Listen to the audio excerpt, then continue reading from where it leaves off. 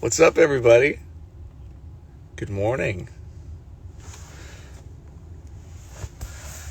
Just wait a little bit. Hi. How is everybody doing this morning?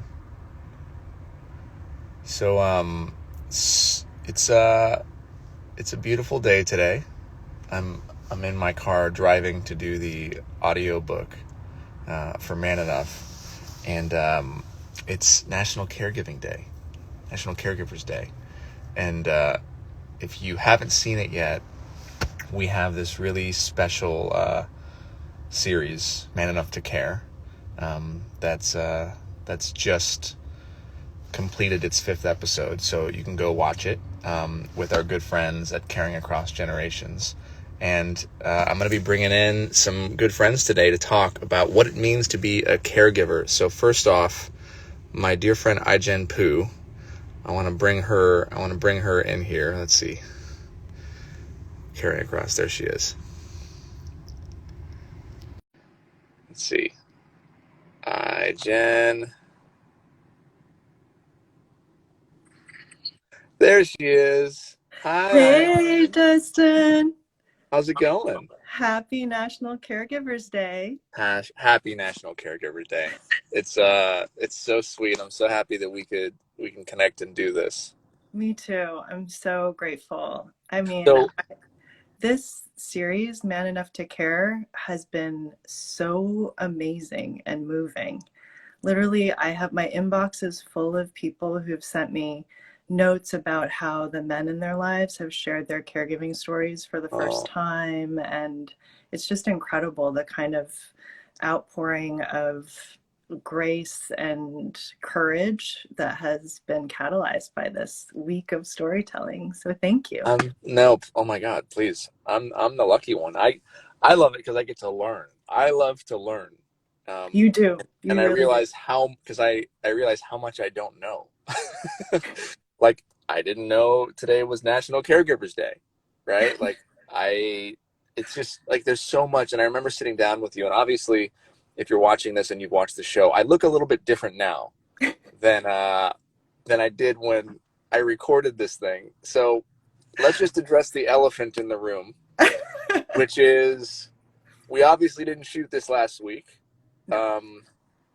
I've had a chance to grow my hair out and my beard. We shot this almost 2 years ago now, right? Mm-hmm. Yeah. And we've been holding on to it and waiting for the right time to release it, and this is the right time. And I'm so happy that we were able to do it because of all that's happened with COVID and our world and our country, and so many people unexpectedly becoming caregivers, right? That's right. And having no resources and all these things. So okay, so first off, if you don't know iGen, the first thing you need to do is go watch her TED Talk. It's fantastic. The work that makes other work possible. I always say that. Second of all, okay, I have a question for you. How is universal family care going, and what is it? Universal family care is the idea that we should have a system that supports caregiving and caregivers in this country, whether you need childcare or you need elder care or support for a loved one with disabilities or paid family leave. These are all essential policies that support our ability to take care of the people that we love, especially while we're working. And we don't have that kind of system or infrastructure in place right now. And the vision is that we should build it. And now is the time, given everything that we've all been through in COVID. I think it has never been more clear that we need to support our caregivers and our ability to take care of our loved ones in our lives in a whole new way. What we have is not working, and we can totally build something that works. And that's the vision of universal family care. It's so simple. Right? It's like, I don't know why some of the most simple ideas are so hard. Right. It's like, it's a fund that all of us can, like, we all pay into, whether it be via taxes or whatever. And then we get care for our parents, for new moms who have a baby, for dads who maybe want to stay at home, if we're sick. It's like, it just makes so much sense. We need to treat our employees and like human beings, not like numbers, right? Exactly, exactly. No, and I think like what COVID did was just show us all how essential care is. We kind of take and have taken our caregivers for granted. And, a lot of times the burden or responsibility falls on women. And in this series this week, we've also seen just how many men are doing caregiving as well. That was going to be my We've, question to you, Jen, is what do you think? Like, you know, obviously women have been doing this forever. It's one of the reasons why when you think about caregiving, you think about women, right? It's just something that we do. And yet, as you know, what, 39% of men are caregivers? Like, how can we reach men and let them know that this is in fact a masculine thing, that this is not just a thing for women, this is a human thing. It takes bravery and strength and vulnerability and compassion and empathy to care for somebody, to put yourself second, and to love somebody enough that you dedicate yourself to them, or to do it as a job. What do we need to do to reach more men? well, I think we started it this week just by having Devin and Zach and everyone just telling their stories and Mm, making that role that we play in our lives more visible so we can lift it up and honor it and support it in a different way.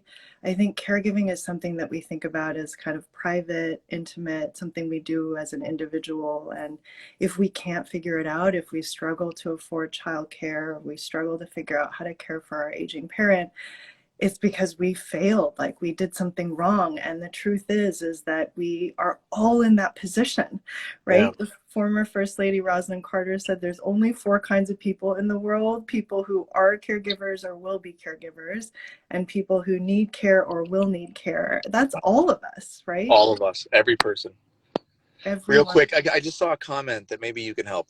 Two Cindy P asked, "Where can I get information about this? My dad passed away from COVID, and now I'm a caregiver for my mom." I'm so sorry for your loss, Mm. Cindy. And our thoughts are with you. And so many caregivers have lost loved ones, and just want to send all of our love your way on National Caregivers Day. And you can join Caring Across Generations. We are a community of caregivers. We're here to let you know you're not alone. And there is support. There's a whole community and a growing movement of people who are here for you and want to be a resource. And we're really working together to change our policies to support people like you. So Mm. join us at caringacross.org. Hi, Jen, you're doing such important work. You're Thank you. lifting up, you're lifting up the people that lift up our country. And look, I've been saying, and I say this in my book, that capitalism is not possible without the unpaid labor of mothers, and I would also add of caregivers as well. That's right. And may we all realize that the luxuries we enjoy in life, all of these things that we see around us, are made possible by invisible work that happens every single day from people that need support and need love. And you are fighting for them. And I love you and I appreciate you. I love you and I appreciate you too. And now is the time, because I think we see through COVID just how important and essential care is, and our caregivers. I want to shout out all the care workers who've been working as essential workers through the pandemic. Their own children and families are at home, and they've been going out every day to make sure that our elders and our loved ones with disabilities are safe through Mm, the pandemic. And a lot of women of color doing this work and having to make impossible choices. And I just want to say thank you, and we're fighting for you, and we're mm. not going to stop. Amen to that. Hi, Jen. I'll see you soon. I'm gonna bring on who am I gonna bring on next? I'm gonna bring on Nathan. Nathan Oh, Kress. good. Nathan is so wonderful. And it also just personally meant so much to me that he talked about endometriosis, which is another topic that Yep. we don't talk enough about. And I have endometriosis, so it was just personally very meaningful. So please give Nathan my love. And I'm I sending will. you and Emily and the family love. And happy National Caregivers Day to everyone, all of you caregivers out there. We love you. We see you. We lift you up. Oh, thank you, hi, Jen. All right. I'm gonna jump off. We'll talk to you in a little bit. Okay. All right, bye. Bye. All right, so now let's see, where's Nathan at? There he is. Nathan Kress, where you at, my man? Here we go, connecting. Hey! Woo! Oh, what's going on, big man? What's up, buddy? Nice to Not see you. much. You too. Can I just say, like everyone else in the comments, you look gorgeous Oh my because God.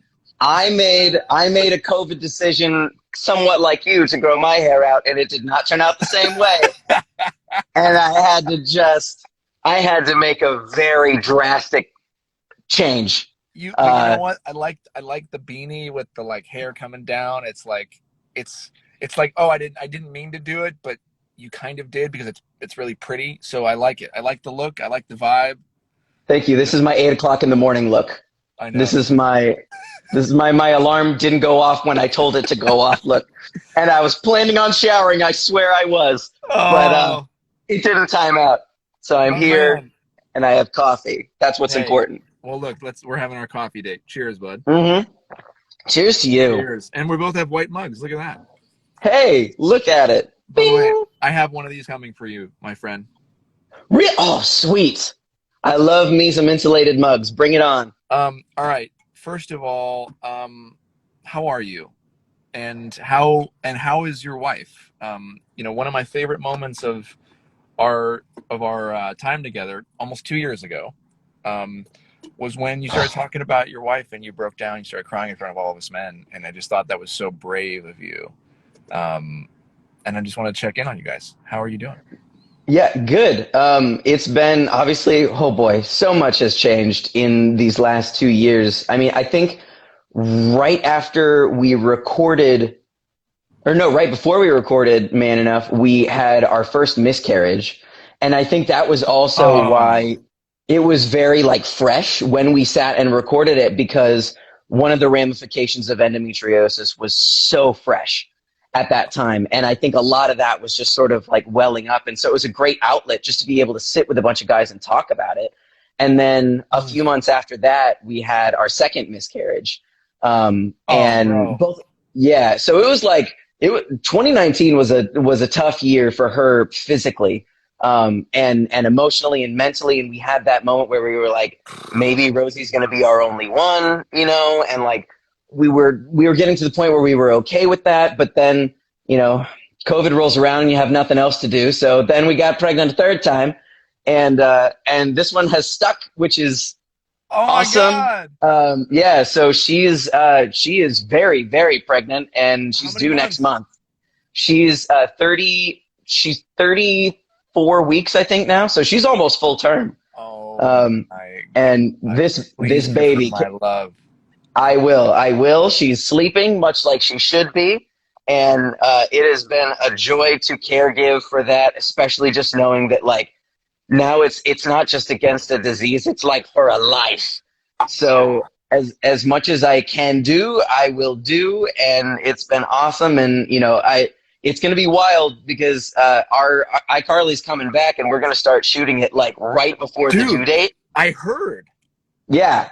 So that's going to be nuts because I can almost guarantee you I'm going to be on set when I get that text and says, I'm going to the hospital. And then I will just run to my car and hope the traffic's not too bad because I'm going to have to get there quick.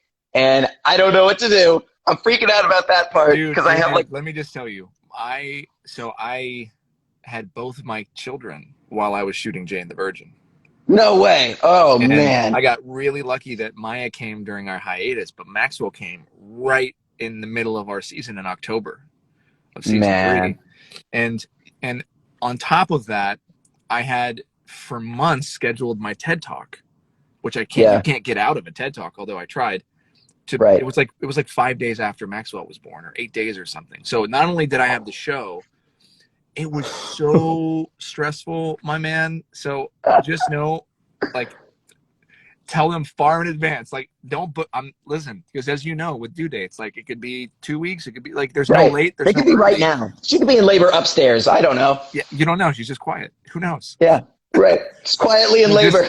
whatever you do, don't stress about work, because I stressed about work, and it was a lot for me because I was so worried about like not showing up for the 150 Mm. people and all that stuff. Yeah. In hindsight, I could give a shit because my wife is pregnant and my son's coming. So just Yep. because for compassionate men like yourself, I know you're gonna be Yeah. thinking about all those people. Just think about her. And all of them, for the most part, have kids anyway, so they They get get it. it. They would do the same thing as me, so they know and they're totally cool with it. So I've learned to not stress Are you about it. are you gonna direct an episode? I am, yeah. So Awesome. this will be fun because this show, iCarly was a kid show, but the reboot is an adult show. So this is my first time getting to actually direct an honest to goodness adult series, which I'm really pumped about. We have some great directors that I've heard are in the pipeline that I look forward to learning from and shadowing before I, direct. So it's gonna be fun. It's weird now directing my peers because That's weird though. I get it. I'm yeah, with you. I don't know if they're gonna like me or not. I'm not sure. No, they will. How could they not like you? I just want to say that I'm waiting for my audition. So I'm gonna be refreshing my email every day, just waiting for my Great. audition. I So that I can I'll be a barista. I don't care. I'll be Perfect. You have no idea how perfect that might actually be because there's something that I know about the show where that actually is pertinent. So, Oh, all right. Last thing, my man, because you got yeah, to go make sure your wife's not in labor. Um, no kidding. how this is the man enough question. How has caregiving changed who you are as a man? Um, well, I think and it was a realization that I had started to have even when we were recording the series, but now it's just been reinforced. I One of the key roles of manhood it doesn't sound great, but one of the key roles is sacrifice. It is self-deference for the good of your family, for those you love, and for the people around you. And I like there's a very popular Bible verse that a lot of people like to preempt where it says, no greater love has no man than this, that he would lay down his life for his friends. A lot of people know that verse, whether or not you Yeah. believe anything else about the Bible. And I think a lot of people in society preempt that verse to talk about really macho stuff, manly stuff like soldiers and cops and people who are going to like take a bullet for people. I think that has more to do personally when it talks about laying down your life. It's in the everyday. It's in it's in laying yourself down in sacrifice for your people. And it's yes, that's a manly thing to do, but I think people realize it's just as manly to be willing to be home and change diapers Yeah, but every day rather than taking a bullet for people. That's manly too, sure, but there's a 0.00001% chance of needing to do that in your life. There's a 100% chance yeah. that you're going to need to be a caregiver at some point to someone in your life. And I think this dialogue that we've had in setting up the fact that it is masculine to take care of people and that the perception that this is women's work is utterly absurd, especially since, like you said, 39% of men are caregivers. Yeah. So I think that this conversation was really important to sort of open that door and help people realize that. And for the contribution that I could give, that it's also okay to cry about it, doggone it. Because, I was lucky to grow up in a house where, if my dad was sad about something, he didn't try to hide tears. There's nothing wrong with that. And honestly, and I know that is the truth. But there's nothing wrong with shedding that emotion, especially for the women in your life, because they like to see that you have some. Yeah. So that's something that I've been able to relate with my wife on, that after the miscarriages, we both sat and cried for a long time. And that's okay to do. You don't have to internalize all of these things. Men are so good at internalizing and compartmentalizing, but that's not healthy to do all the time. It's just not, it's going to break you. And so having, like you said in our conversation, having other men to do this with who are in a similar place, even talking with other, like I had no idea that Ijen had endometriosis too. That blows my mind that she's doing incredible work while dealing with a debilitating and painful I disease. have But no it just idea. goes to show, yeah, you know why? Because 1 in 10 women have it.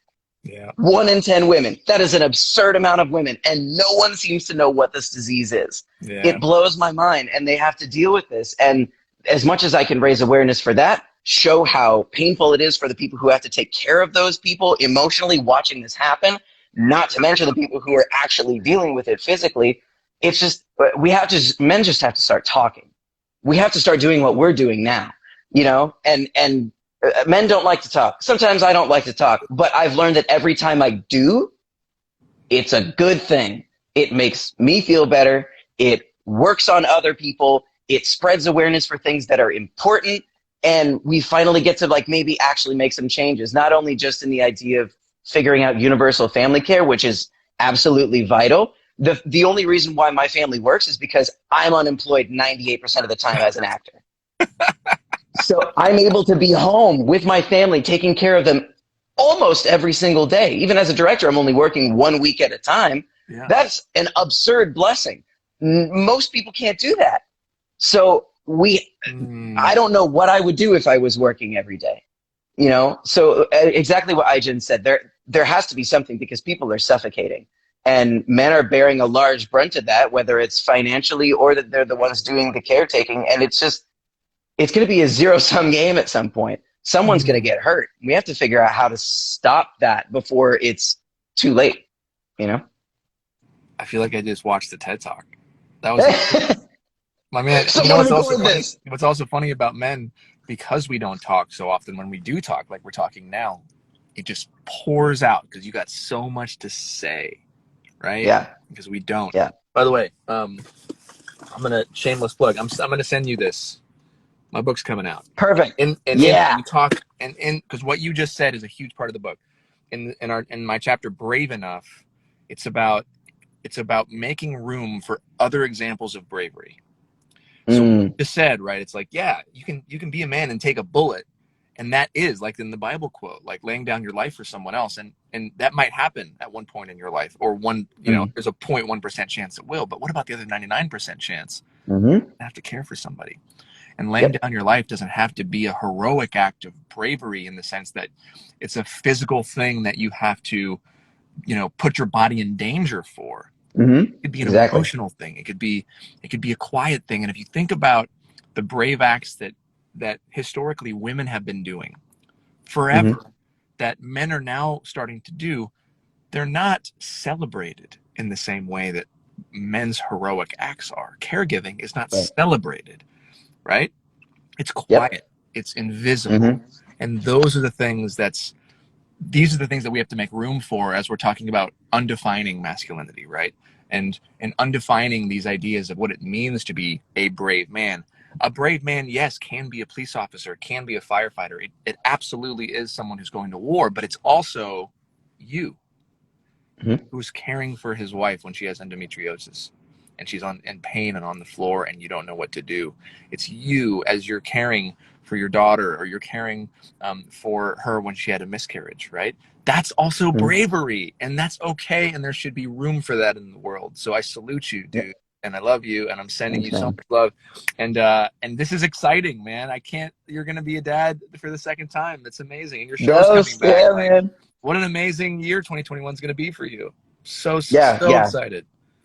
Thank you. And I'm excited to receive your lug and your mug and your book, and I will consume all of them voraciously. It's all coming, my man. It's all coming. Perfect. Thank you so much for setting up this whole thing. I've been honored to be a part of it. And like Aijen said, seeing stories from people in my comments and who have been using the hashtag care with me, it's been humbling, and I feel very included in a exemplary cadre of men. So this has been awesome, and you chief among them, for putting this together. So thank you for doing this. This was super meaningful for me and for a lot of people. Appreciate it, man. I'm going to jump on and talk to Devin right now, and I will look forward to my audition. Okay, sounds good. I'll talk to the casting director about it. Hi, Devin. Bye, Devin. Bye. See ya. Bye. See you, man. Oh Bye. my God, I love him. He's the best. All right, I'm going to bring on. Oh, I just said that while you're still on. I don't know. Yeah, I'm still. I don't. Do I go off? Maybe I'm going to try and push this X and see what happens. Push Bye! the X. Bye. There he goes. Okay. All right, y'all. I'm gonna jump in. We're gonna bring on my man Devin. Where is he at? Where are you?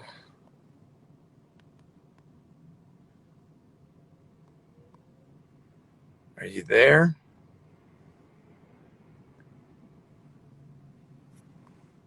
I don't know if he's here.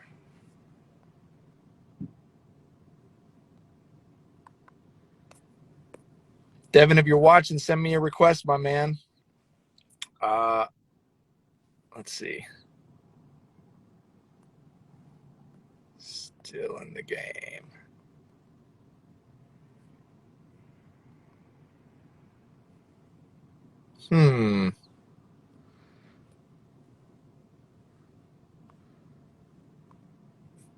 There he is. There he is. All right.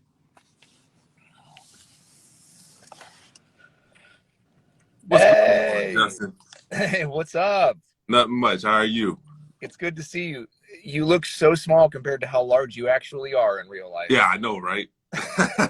Like you and I, like we kind of look like we're the same size, give or That's take. the benefits of this camera. You look smaller. I appreciate. Well, we just look like you just don't realize how big you are. Right. It's the democracy of how Instagram is making all of us now look like we're 6'7". Exactly. What's up, man? How are you? I'm doing good. I can't complain. You know, things are a little bit crazy down here in Houston, but we're doing good. Yeah, you're in Texas. Yeah. Oh yeah. Oh yeah. Like, did you have was your bathwater frozen and all that? Like, what happened? So about 3 days ago, we had to cut our water supply off so that our pipes didn't burst. So we just filled up our bathtub with water so that we still had water to, you know, do everything like wash up and stuff, and then we had water separate for drinking. But it's been crazy. It's been crazy. Everyone's okay? Yeah, everybody's doing good. Yeah. And the power's back on?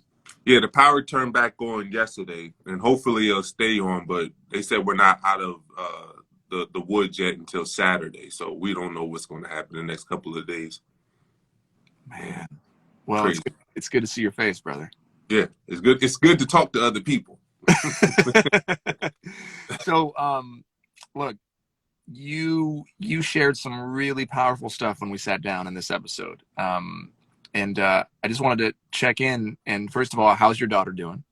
She's doing good. Since we talked, March 25th was her 5-year mark. So she's cancer-free now. Wow. So she's doing great. She's doing great. Wow. So can you just, for anyone who hasn't seen the episode yet, can you just give me like a minute into what happened with your daughter and how that has influenced you as a man? Yeah. So in 2014, my daughter was diagnosed with stage 4 neuroblastoma, which is a form of cancer, and she was given a 50% chance. And this all happened when I was playing with the Bengals. And it really opened up my eyes because I knew how hard it was for people who were battling cancer, but I didn't know how hard it was for people who were the caregivers of people who were battling cancer. I realized just how hard it was to take care of somebody who was going through something like that.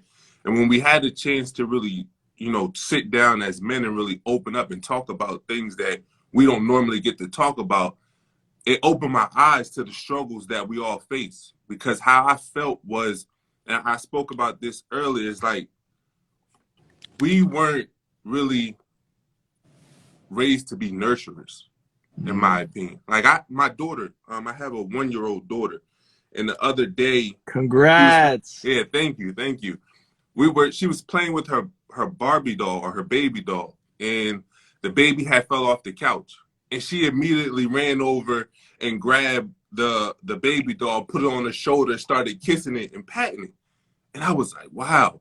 Like I never saw the little boy do that. He probably would have laughed or picked the baby up and threw it up in the air and made it fall again. But she ran over and just started to console the baby. And I was just like, I don't even know. It's like society is preparing our little girls to be nurturers where we're not preparing our boys to be that because we don't think that we're ever going to be in that caregiving role. So therefore, when we step into that role, we struggle. And I struggled. I talked about in the episode how I struggled with vulnerability because I believed that I was supposed to be the rock of our family and just stay strong. So when there were times where I wanted to break down, I didn't allow myself to. Like, point in case, I had to travel back and forth from Philadelphia to Cincinnati to so I can work. So I had the insurance to pay for Leah's treatment. And there were times where I would see her changing on the phone, like her eyebrows would fall off. She would be hooked up to a bunch of tubes. And all I would want to do is just hug her and kiss her and let her know that it was going to be okay. And I couldn't. So on that phone call, I would just want to break down and cry, but I would hold it together. And I would cry when we hung up the phone because I didn't want her to see that side of me. I wanted her to believe that I was staying strong so she would stay strong. And in the process of me writing my book, I was talking to my co-author and I was explaining to him some of the things that I was going through on our FaceTime calls. And when I finished explaining to him, Leah looked at me and was like, Dad, I was doing the same thing. She was like, I wanted to cry on the phone with you because I wanted you to be here with me so bad in the hospital, but you couldn't be here because of football. So when we would hang up, I would just go into the bathroom in the hospital and cry. Wow. And it hit me. And I was like, dang, like, because I didn't allow myself to be vulnerable, she didn't allow herself to be vulnerable. And I wish I could take back those times and we can just cry on the phone together, but I can't. All I can use is as a learning lesson to move forward. And now, if she want to talk to me about anything, she has a hangnail. We can cry and hold each other all we want to. But it just taught me that being vulnerable is true strength. Whereas I thought if I held on to what I was going through and just went through it internally, then that was true strength. But just being able to open up and say, yes, I'm struggling, to me now, that's what true strength means. Wow, man. Yeah, I remember you sharing that. It gets me every time you talk about it. Mm-hmm. It makes me wonder how often we deprive ourselves of true connection by holding back our feelings. Yeah. You know, it's like, I don't know, like, look, I mean, I'm sure it's like this as a professional football player. I know that a lot of men who go to war experience this, police officers, firefighters, like there's something that happens like with men and people in general that experience something crazy together, like a trauma, like, mm-hmm. you know, an accident happening, people, and where to the point where it's like you don't have the ability to censor anything. You just feel whatever you're feeling, right? And then in that moment, men come together. There's nothing you can do. You cry and you just experience the human emotions that we are made to feel, right? So a tragedy happens, a bombing, a shooting, 9/11. You see these pictures of people, and they're just experiencing. There's no censor because there's no opportunity to like stop it. And those relationships last forever.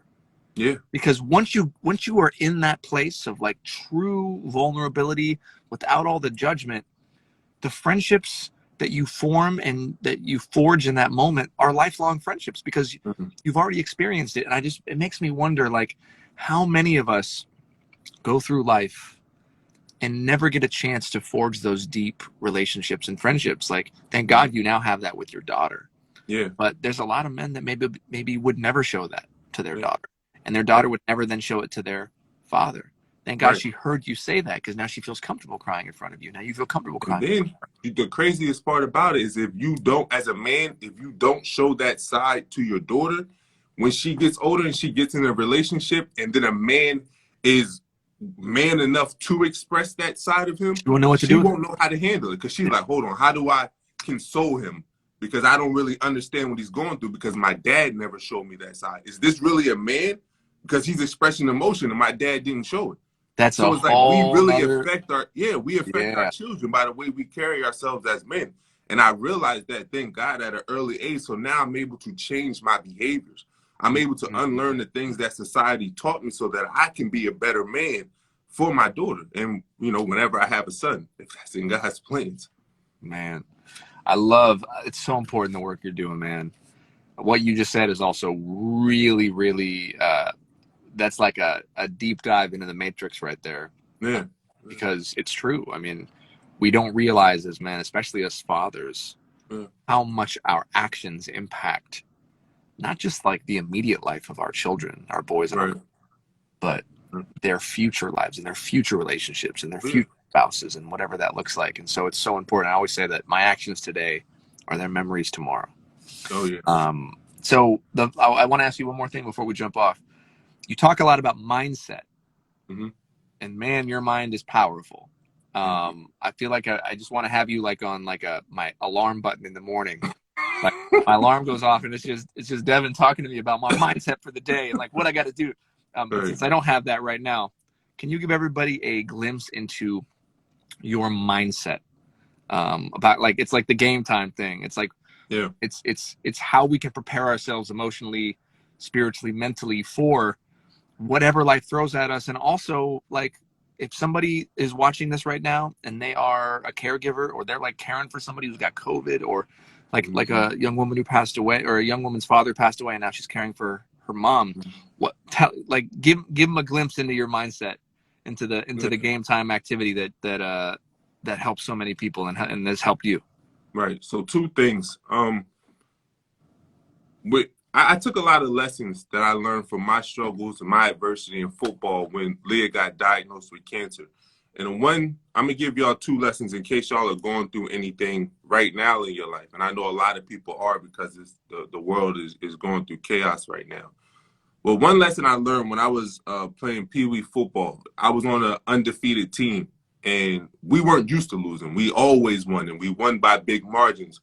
But one game, we were like getting our butts handed to us, and you can see it was like everything just got sucked out of our team. They were walking around the field with their heads down, like they just wasn't into the game. And I remember our coach calling us up into a huddle, and he told us, the moment you stop having fun playing the game is the moment you already lost. And when he said that to me, I felt like he was talking about more than just football, but he was Yeah. talking about life. And early on, when Leah was diagnosed with cancer, I allowed cancer to steal our joy. I allowed it to steal our fun. We just sat in the hospital like zombies. Like our world just got flipped upside down. But one day I remember what my coach had said. And I made a promise to myself that I would never stop having fun. I wouldn't allow Leah to stop having fun with life just because of the circumstances we were going through. That's why if people follow me during that time, they were probably looking at me like, man, how is he still enjoying life? Like dancing in stores or doing karaoke, letting Leah play his nails. How are they able to just smile and still have fun? And it was because I remembered that if I ever allowed myself or I allowed Leah to stop having fun with life, that will be the moment we lose, right? Because then you won't have Mm-hmm. nothing to look forward to fight for. So that's why we did that. So no matter what you're going through in your life, you still have to find a way to still have fun. Don't allow it to suck the fun out of you. Because Wow. when you don't have that mentality that I can still find happiness, I can still be grateful for certain things in life, Yeah. that's going to be the moment you lose. The second Mm. thing is the fight for four quarters. A lot of times when we go through stuff in life, we allow it to sideline us. And we wait for other people. We wait for that coach to come tell us to get back in the game when he thinks we're ready. But it's your job to understand when you're ready to get up. And I'm not saying that you have to get up right away, because I feel like one of the things that we push on people in this society is that they have to go directly from tragedy to triumph. And nobody's really cool with that comfortable part where you're just trying to figure things out, where you may be depressed, you're frustrated, you're hurt, you're confused about what's going on in your life because you didn't see this for your life. But I honestly believe that people should allow themselves to be stuck in the middle for a little bit to figure things out. Like if you want to ball up in the corner and cry, allow yourself to do that. If you don't want to get out of bed one day, allow yourself to do that.